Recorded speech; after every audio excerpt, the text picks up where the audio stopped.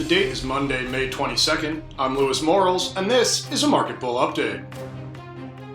Pour one out for Ford CEO Mark Fields, who decided mutually that the board would fire him due to poor stock performance after 3 years on the job. Chairman William Ford said that some parts of the business, quote, haven't been running as smoothly as they should, which anyone who's ever driven a Ford has come to expect. Earlier this month, Fields discussed his efforts to turn the company around, saying that they could stay competitive in current markets while, quote, keeping one foot in the future, with the other, we assume, placed squarely in his mouth. Jim Hackett, who has been running the Ford subsidiary that works on autonomous vehicles, has been named the new CEO, because the best way to get people to buy Ford is to make it so nobody has to drive them. Apple is embroiled in bitter litigation against Nokia and Qualcomm, accusing them of demanding unfairly high royalties for technology used in iPhones. So when it came to Apple Pay, Apple figured it would be easier not to pay for licensing at all. Kenneth Weiss is suing Apple and Visa for patent infringement, claiming that after he showed Visa his patented technology, including fingerprint ID, they told him to stick his thumbprint up his ass, and started using it without paying for licensing.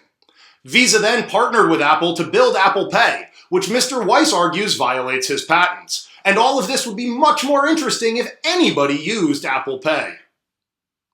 While mixing chemicals could describe how I spend most weekends, it's also a major trend in the industry, with Huntsman and Clariant the latest chemical giants to announce a merger.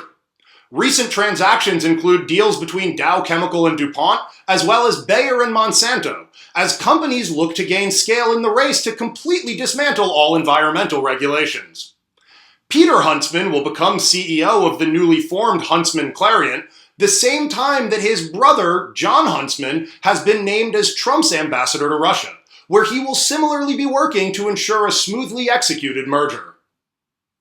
While Mexico might not be willing to pay for a wall, Saudi Arabia is willing to pay to build in the US, with the country's sovereign wealth fund committing $20 billion to infrastructure investments that will help to pay for things like airports that Muslims won't be allowed to fly into.